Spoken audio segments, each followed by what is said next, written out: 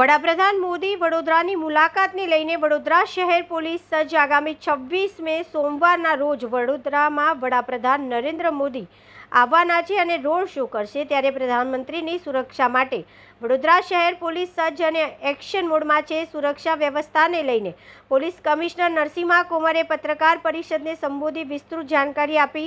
વડોદરા પોલીસે સુરક્ષા અંગેના તમામ પગલાં લીધા હોવાનું જણાવી એરપોર્ટ માટે જનારા યાત્રીઓને વહેલા એરપોર્ટ પહોંચવા માટે પોલીસ કમિશનરે અપીલ કરી હતી.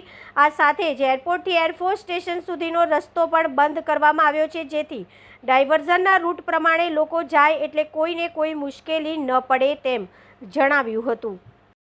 26 અને 27 મે ભારતના માનનીય પ્રધાનશ્રીના ગુજરાત પ્રવાસના ભાગરૂપે સૌપ્રથમ 26 તારીખે સવારે 9:30 વાગે વડોદરા શહેરના કરણી એરપોર્ટ ખાતે એમનું આગમન છે.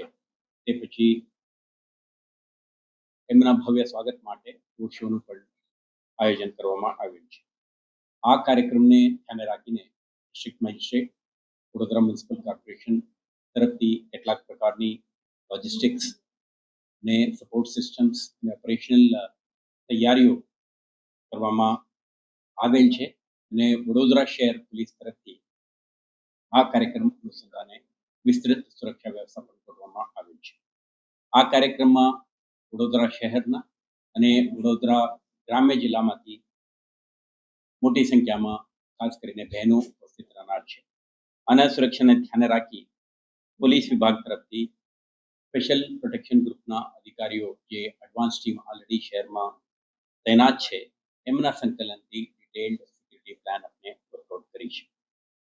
તો મુખ્યત્વે આપણે જે જાહેર જનતાને પણ મહત્વનું વસ્તુ છે આ બે છે. આ કાર્યક્રમમાં ભાગ લેનાર કેટલાક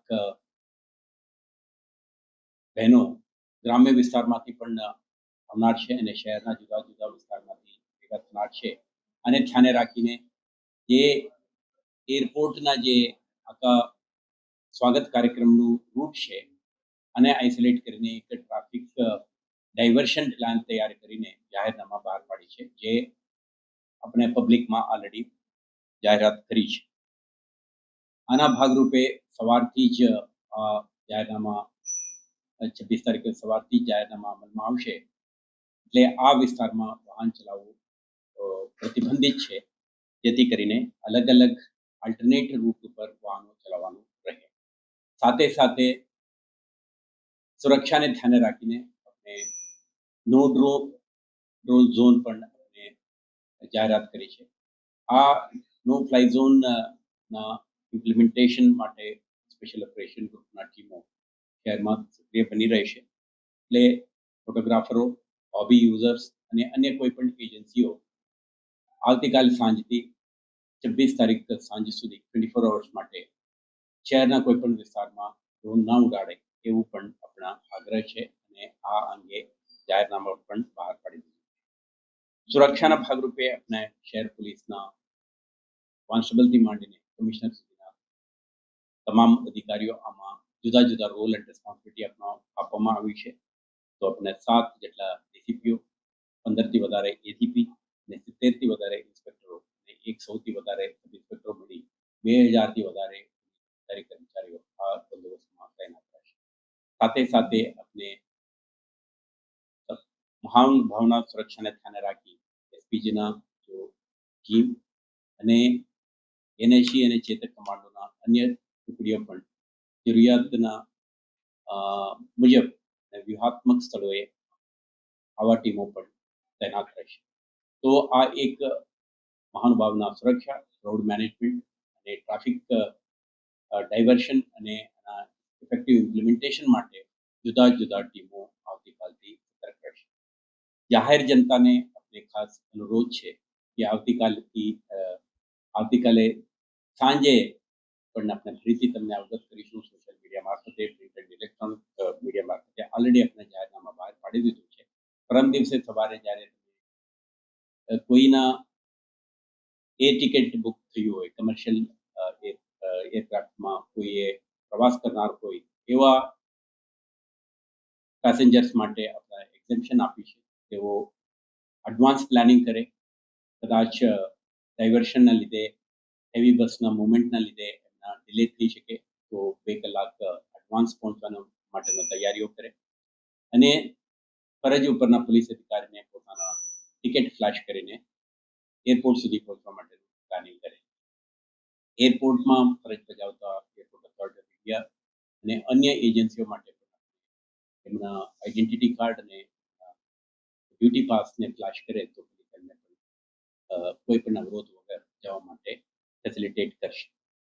ડ્રોન જે રીતે હું કીધું કે ડ્રોન કેટલાક ફોટોગ્રાફરો, મીડિયા પર્સનલ એન્ડ અન્ય હોબી અને અન્ય કમર્શિયલ ઉપયોગ માટે પણ કેટલાક ડ્રોનનો ઉપયોગ થાય છે. પરંતુ સુરક્ષાને ધ્યાને રાખી આપણે અનુરોધ છે કે આવા એજન્સીઓ રિફ્રેન કરે આ સમયગાળા દરમિયાન કોઈ પણ વિસ્તારમાં ડ્રોન ઉડાડવાનો પ્રયાસ ન કરે.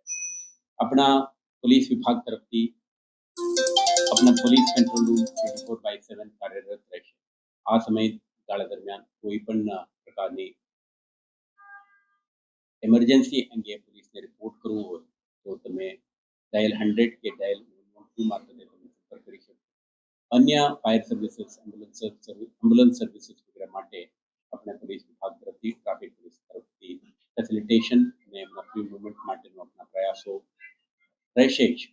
તો મહાનુભાવના સુરક્ષાને ધ્યાને રાખી 26 મોર્નિંગથી બપોર સુધીના જે સમયગાળામાં પોલીસ એડવાઇઝરીઝ અને સુરક્ષા સંબંધિત જે સૂચનાઓ છે સોશિયલ મીડિયા મારફતે યા પ્રિન્ટ એન્ડ ઇલેક્ટ્રોનિક મીડિયા મારફતે તમને આપીશું તે ધ્યાન રાખજો અને આ સમગ્ર કાર્યક્રમ એક શાંતિપૂર્ણ માહોલમાં સંપન્ન થાય તે માટે શહેર પોલીસ તરફથી લેવામાં આવેલ તમામ પગલાઓને ધ્યાને રાખી તમારા પણ સાથ સહકાર બની રહે. આ કેટલાક સ્પેસિફિક ડિટેલ્સ છે હું તમને આવતીકાલે સાંજ સુધીમાં જ્યારે જે અનફોલ્ડ થશે તે વિગતો જાહેરમાં મૂકવામાં આવશે. સર, મુખ્યત્વે નારી સન્માન સિંધુ સન્માન યાત્રા જ્યારે આયોજિત થઈ રહી છે ત્યારે મહિલા પોલીસો તૈનાત આની અંદર રહેશે તો કેટલી સંખ્યામાં મહિલા પોલીસો આની અંદર તૈનાત રહેશે? આમાં 500 થી વધારે પોલીસ કર્મચારીઓ મહિલા છે. આમાં આપણા 7 ડીસીપીઓમાંથી 5 ડીસીપીઓ પણ મહિલા છે. બહારથી પણ આપણે 3 એસીપી અને કરીબ 20 ઇન્સ્પેક્ટર મહિલા આપણે મંગાવી છે.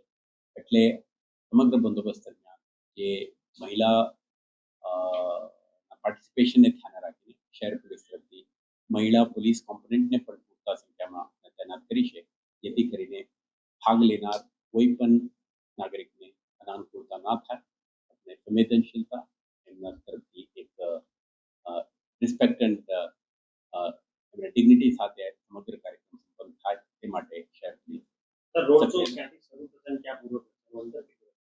તો આ લગભગ 1 કિલોમીટરના અંતર છે. એરપોર્ટથી ઓલ્ડ એરપોર્ટથી આપણા એરફોર્સ ગેટ સુધીના આ વિસ્તારમાં રોડ શો આયોજન છે. મીડિયા માટે